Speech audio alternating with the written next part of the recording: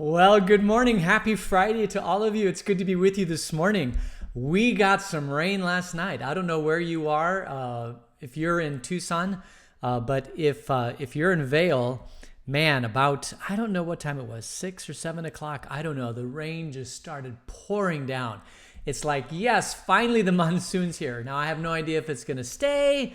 And I have no idea what the day's going to be like today. It might be hot and muggy today. But just last night, watching the rain and the lightning. Oh my goodness, the lightning was crazy yesterday. It was really so much fun. We have a little porch swing on our little porch. And so Jennifer and I sit on the porch swing and we watch the rain and the lightning until the rain goes horizontal and then it hits us and then we get very, very cold. So...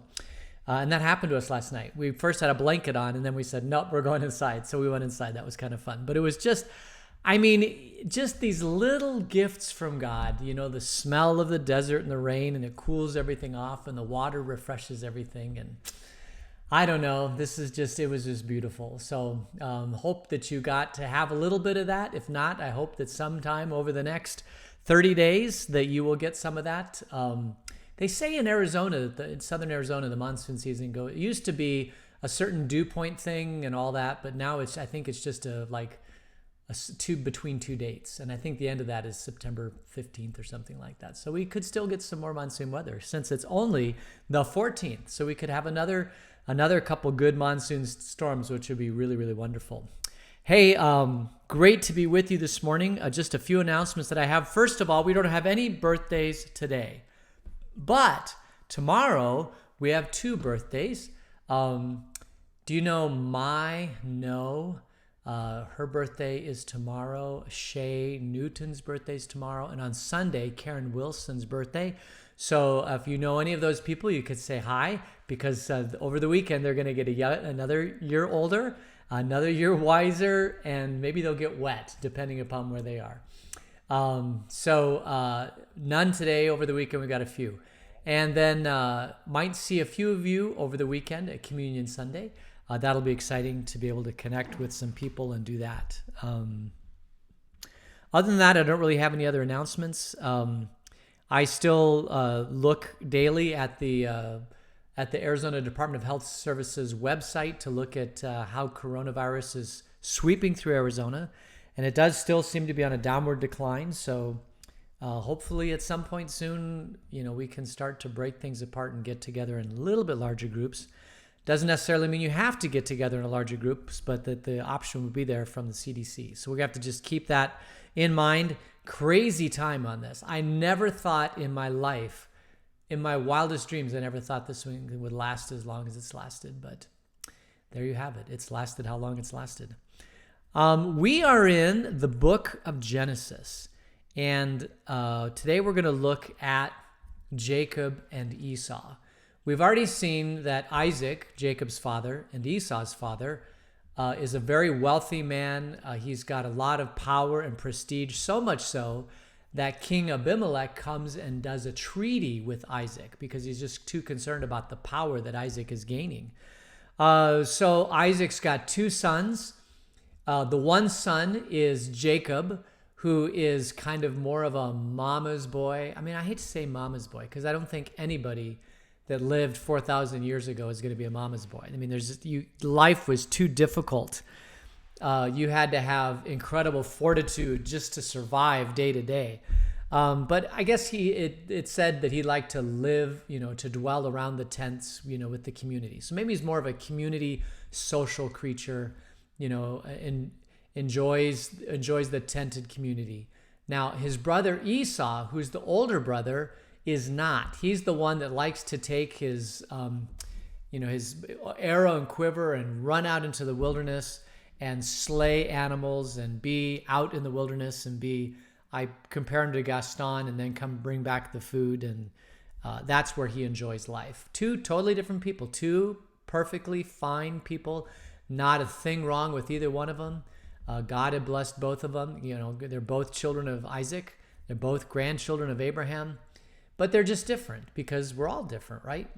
And we saw already that Isaac, or Jacob, who came out second, stole his the birthright from Esau for a bowl of stew, and how stupid that was for Esau to sell that to his brother for a bowl of stew.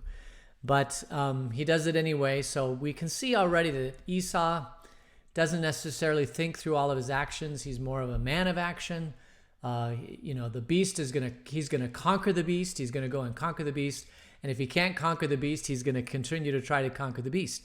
And people like that, they make decisions, and then they say, if it's not the right decision, I'll deal with it when the damage is done, or whatever from that is. I mean, that's how they go through life. Nothing wrong with that. And you probably know some people like this in your life, right? They're the there's a thing called strength finders, I think it is, and one of the personality traits in strength finders is you're either an infielder or an outfielder. And an infielder in the game of baseball, when the ball is hit, you run to the ball because you want to get that ball as soon as possible. You throw it to first base, or throw it to second base, or throw it to home, right?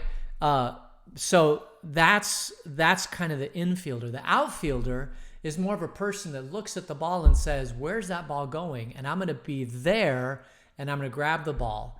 And so much of our personality, some people are infielders, some of us are outfielders. So I could see Esau being an infielder. Like, he's going to go, if he sees an animal in the woods, he's going to run after that animal and kill it. Whereas if you're an outfielder, you might say, okay, what's this animal doing? And I'm just going to, kind of stay away. That's just the way people are wired, right? I personally am an outfielder. I am the type of person that likes to see where that ball's going, and I'm going to stand underneath the ball so I can catch it. I'm not an infielder where I'm going to run towards the problem and try to tackle the problem, but there are people that are that way. I wonder you might consider yourself. Are you an infielder or are you an outfielder? Do you like to attack problems immediately, because if you don't, they're going to turn into bigger problems? Or you like the person who likes to sit back and see where things are going and see if you can prepare a plan or whatever to attack the problem where it's going to be when the problem lands on your lap? Because we're all different. So you have Jacob and Esau. And now we get into this new story about Jacob and Esau. We saw yesterday that Esau was a source of disappointment to Isaac and Rebekah, because he married Hittite women, and that wasn't part of the covenant with Abraham. And so there was a little bit of a disappointment there. But we also saw how Isaac should have been involved in that decision, and he wasn't. And maybe he wasn't involved in that decision because there's no way that Esau would have let him be involved in that decision. I mean, every parent has different children. They have to deal with different problems. But today we're going to go into a story about this blessing. Now, Isaac wants to give a blessing to his children. Particularly, he wants to give a blessing to Esau. Esau is the firstborn, and so he wants to give a blessing to his firstborn child.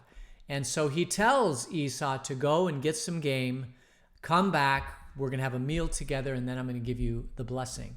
And so this is a big deal because Isaac is now getting older in years. This may be the last time that he formally does this. I don't know if have you ever given a blessing to your children and your grandchildren? What would that look like? I think it would be to call them into your room. You might even put your hands over them and then say a prayer over them. Very, very, very powerful, especially at the end of death.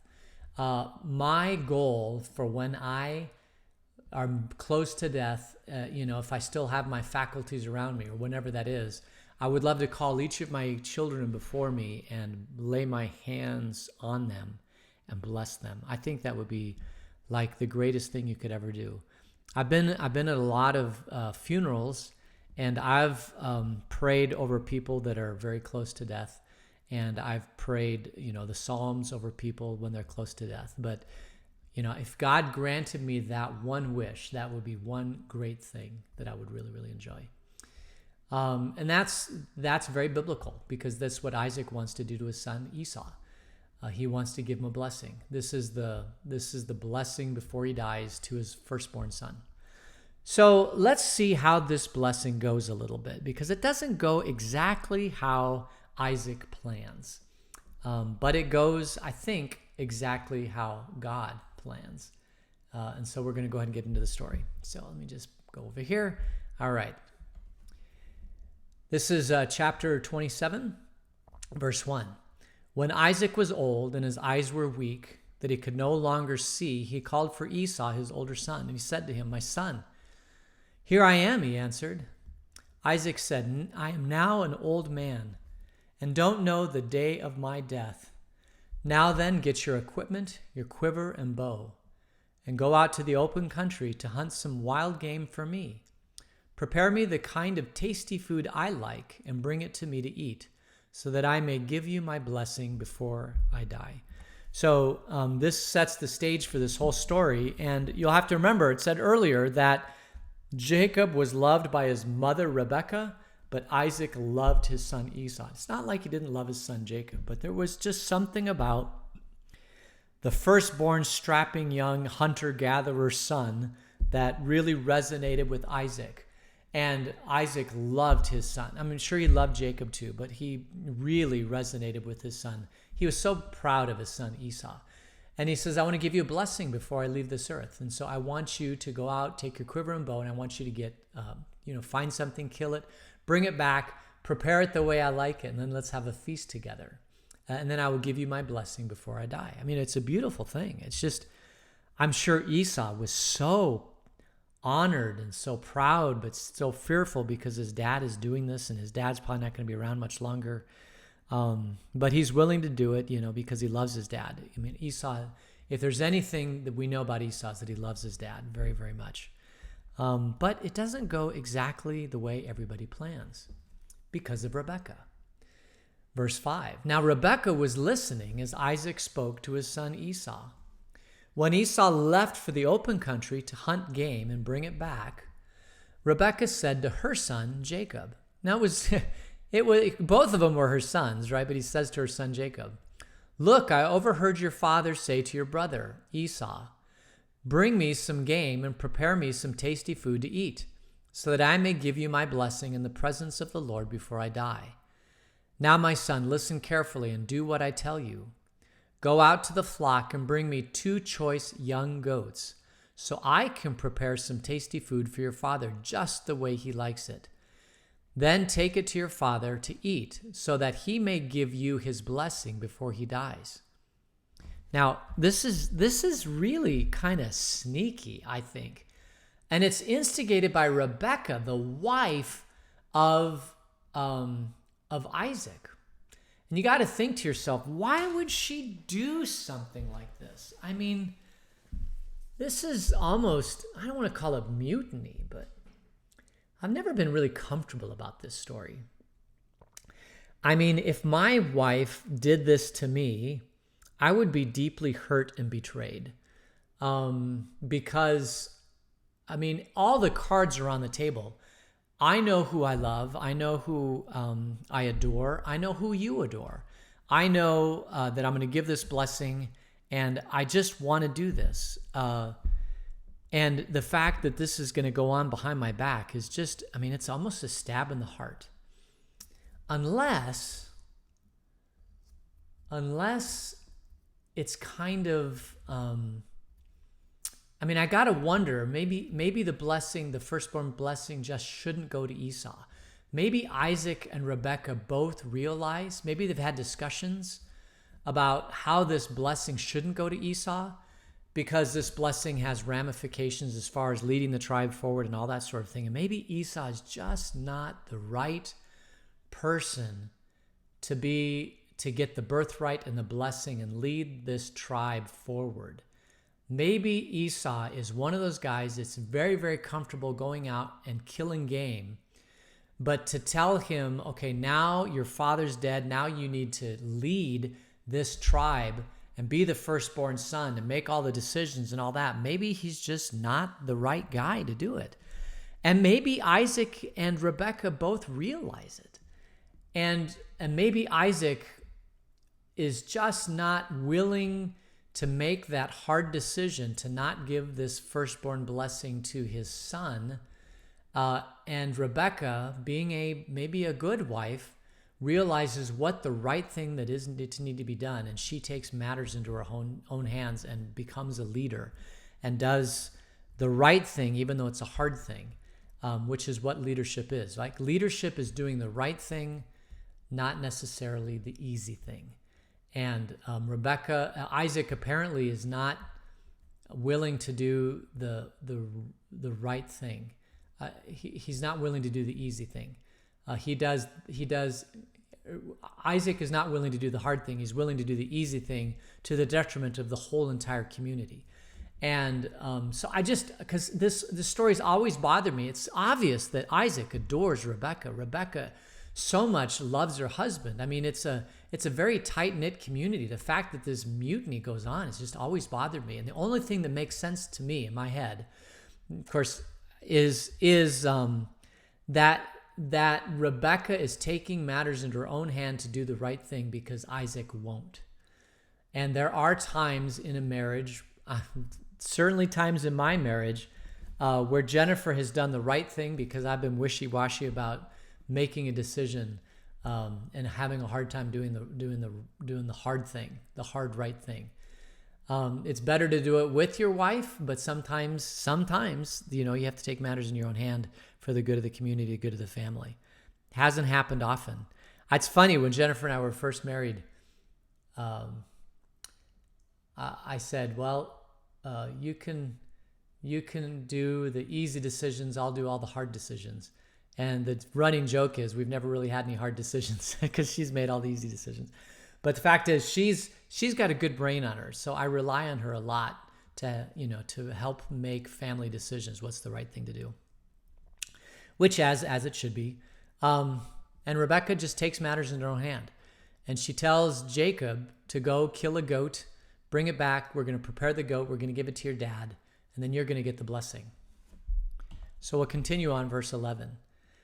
And Jacob's obviously concerned about this too. Jacob said to Rebekah, his mother, "But my brother Esau is a hairy man, while I have smooth skin. What if my father touches me? I would appear to be tricking him and would bring down a curse on myself rather than a blessing." So his mother said to him, "My son, let the curse fall on me."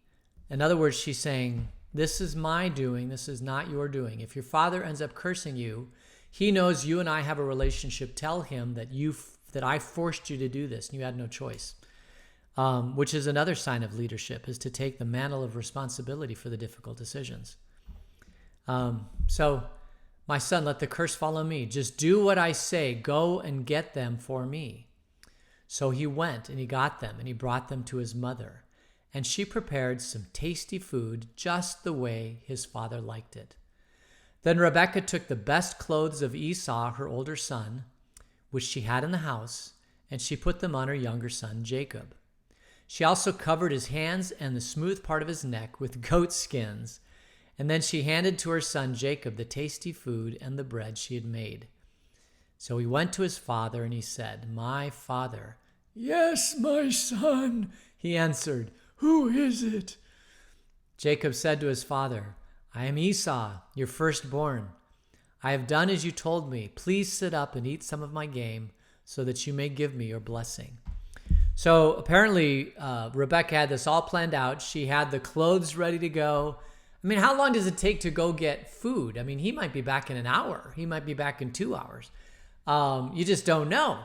And so you got to be quick about this. So she'd already thought it through. She had goat skins. Apparently, Esau was like a really hairy guy because when his father touches him and feels the goat skins, he's going to, oh, okay, that's Esau, because his son Jacob is much smoother.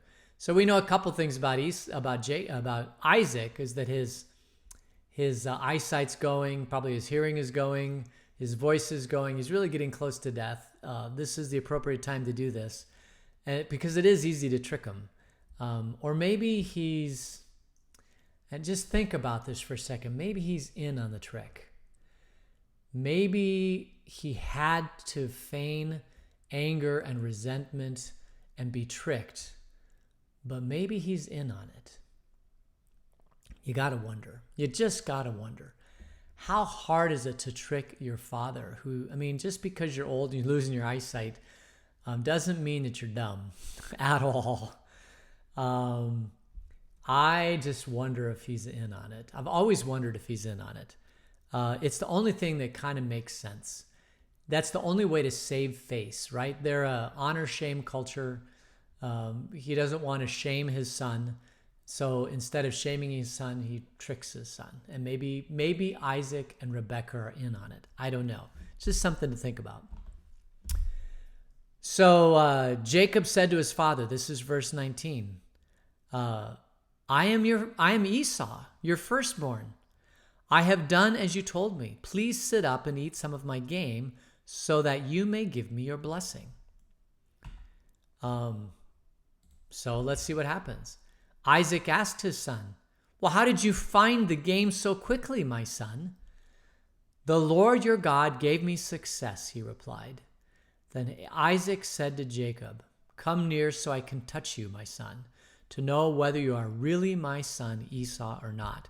So he asks Esau, Jacob, to come closer. He's going to touch him. He's going to verify that he truly is Esau, says who he is, sets up this whole thing. And so what happens? We'll find out. So Jacob went close to his father Isaac, who touched him and said, the voice is the voice of Jacob, but the hands are the hands of Esau. He did not recognize him, for his hands were hairy like those of his brother Esau. So he proceeded to bless him. Are you really my son Esau? He asked. I am, he replied. Then he said, my son, bring me some of your game to eat, so that I may give you my blessing. And Jacob brought it to him, and he ate. And he brought some wine, and he drank. So the ruse is there. Rebekah is successful in putting the clothing and the garments on Jacob. Jacob goes to his father. He pretends to be Esau. And whether Isaac knows this or not, whether or not he's in on the ruse or not, he plays along. And he says, you truly are my son, Esau, because you say you're my son. I've touched your hairy arm. You feel like it. You brought me game just like I said. And even a little bit, he says, but the voice is the voice of Jacob. Come on. I don't know. It's pretty hard to disguise a voice. Although the older I get, the more I sound like my brother Mike.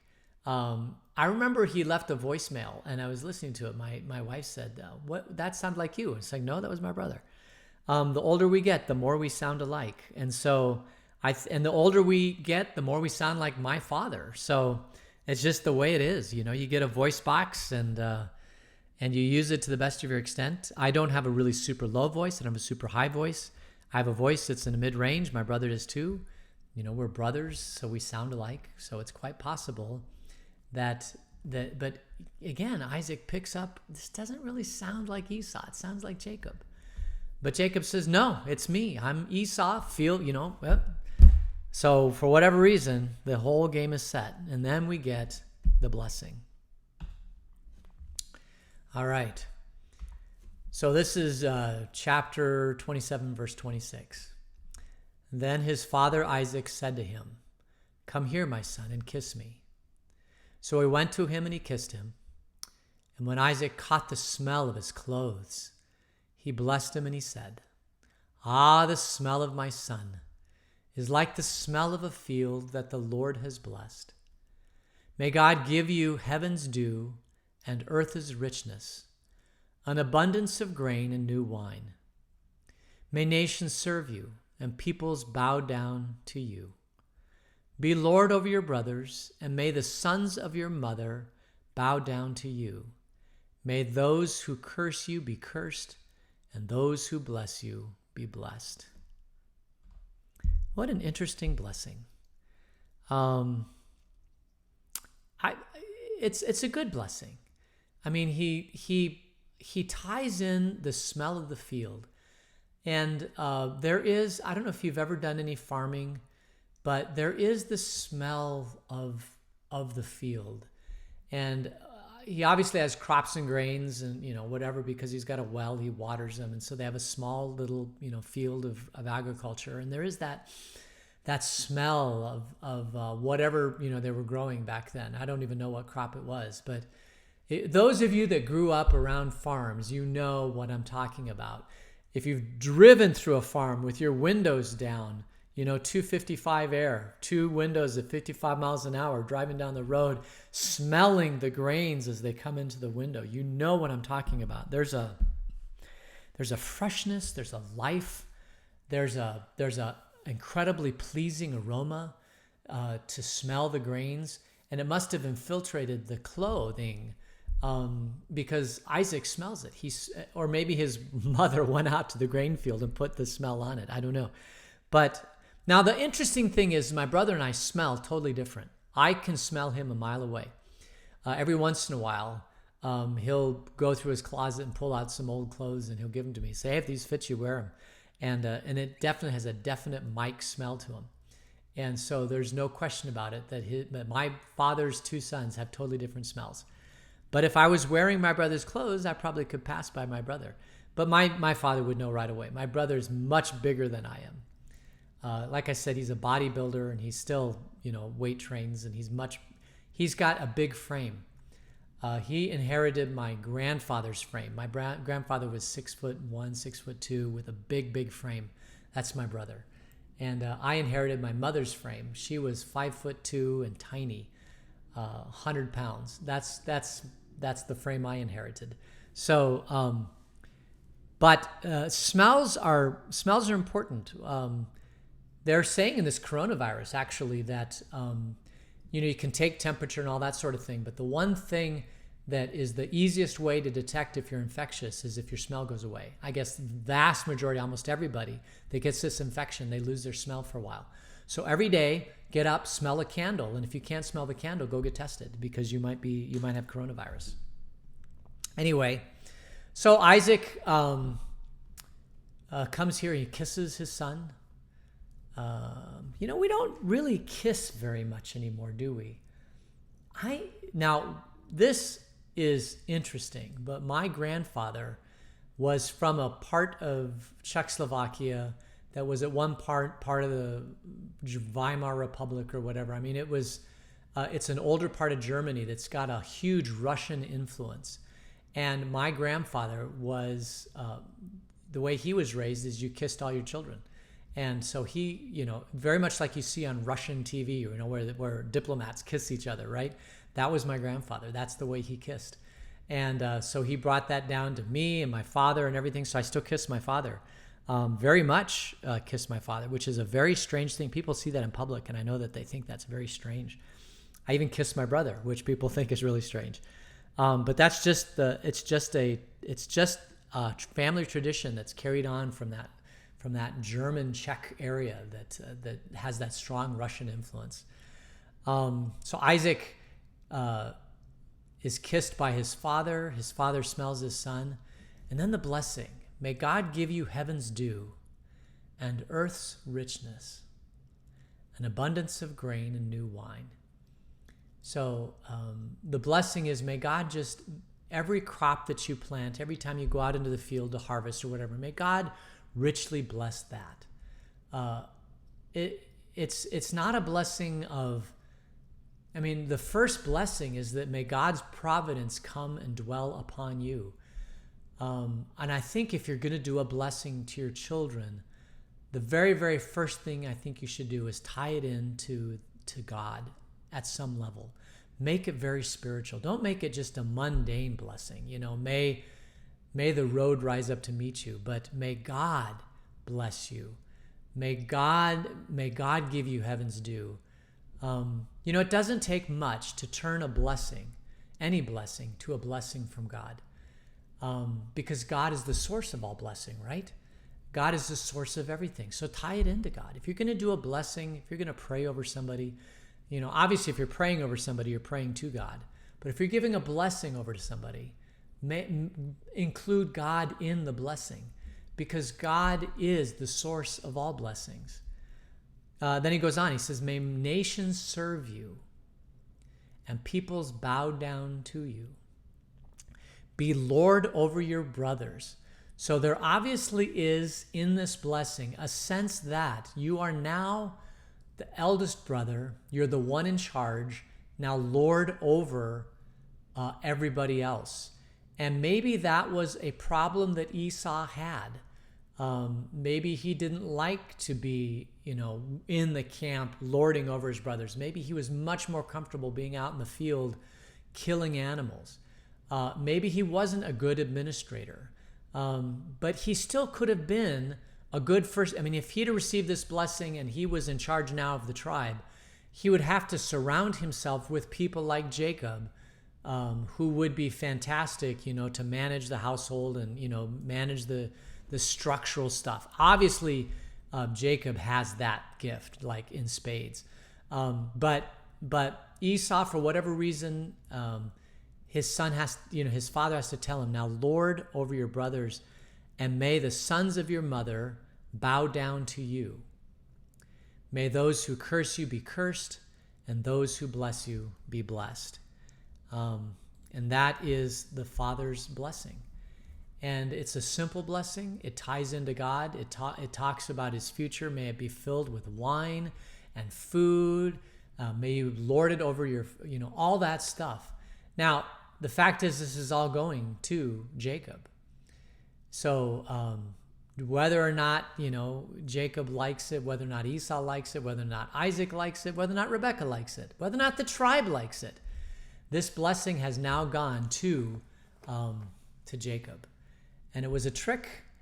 And now the question will be, when Esau finds out about it, when Isaac finds out about it, what are they going to do about it? Are they going to reverse the blessing? Are they going to kick Jacob out? I think how this ends is probably more an indicator of who's in on the little trick than this ruse than anybody else. So I think I'll leave it at that. And we're going to meet again on Monday.